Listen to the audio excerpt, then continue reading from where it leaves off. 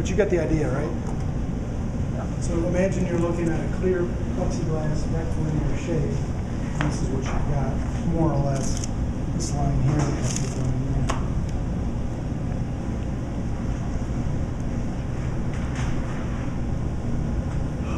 And this line.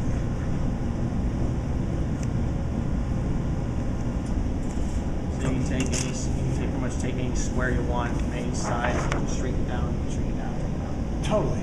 You can do this. You can put windows in here, and if they follow the same basic principles of the two-point perspective, you can have the most detailed city that you can imagine. And if you figure out how to extrapolate from the spheres and cylinders, you can draw figures and everything else. So what I'm going to try to show you how to draw here is a cylinder and carve it out of this. So I'm on, your father's a liquor store, right? So when you buy a bottle of liquor, like say a finer bottle of liquor, you put it in a box, don't they? Okay, it's like a circular thing going into this like cubular thing, right? Pull it, it's almost the same shape and everything. You go, where's my liquor? Oh, it's here. Great. Okay, so that's kind of what we're going to do here. We're going to carve a cylinder out of this box. We're going to put a bottle of liquor in here. All right? Just imagine. You won't get to drink it, but. So what I'm going to do with this wonderful shape is I'm going to carve the corners off. Just around those corners of the top and bottom panels of my rectilinear shape, right? Just carve it out. So here we go. And you can.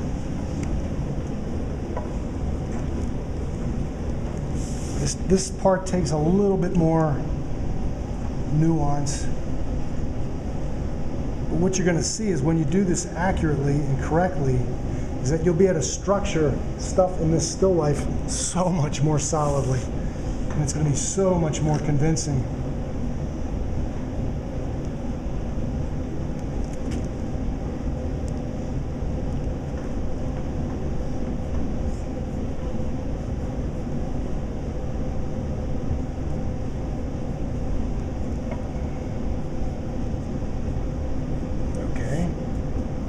Same with the one on top.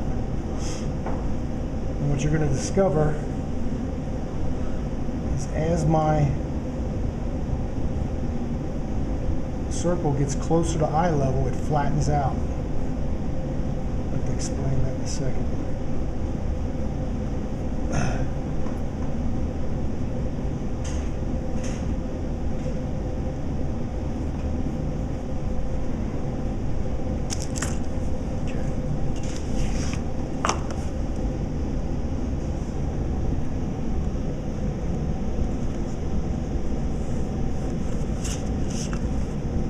Again, I don't have my T-square, so forgive me if these aren't exactly parallel.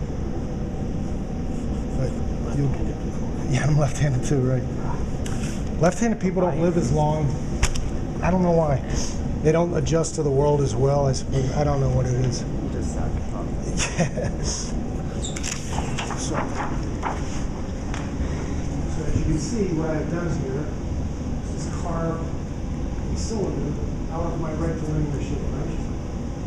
Even though it took a little bit more skill, I suppose, to carve that, it's still, when I'm talking about astronomical talent here to do this.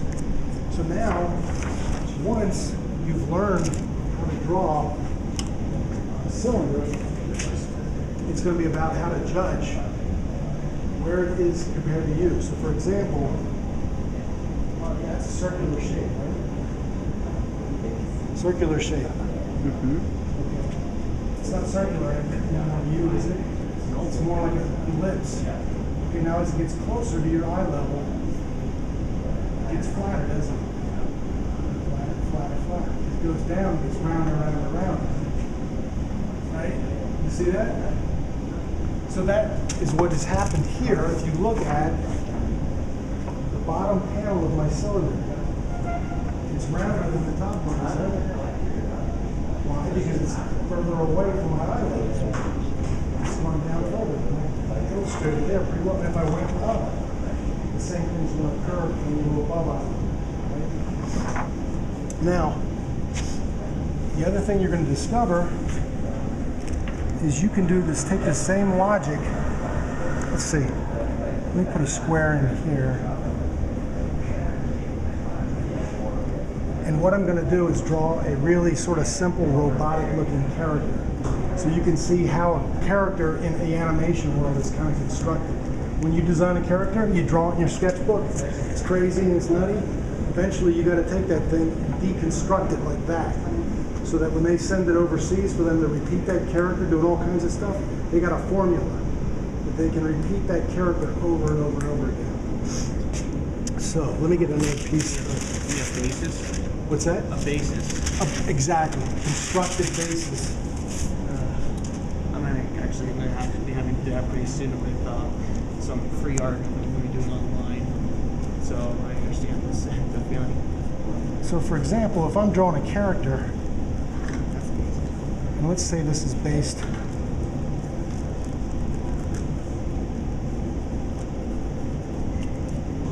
now, after you get so comfortable with doing this kind of thing, after a while you don't have to draw all that stuff. You see it, it's already in your head, and you can see the construction already there. So what I'm going to do is basically show you the logic that someone would do if they were drawing a character in space.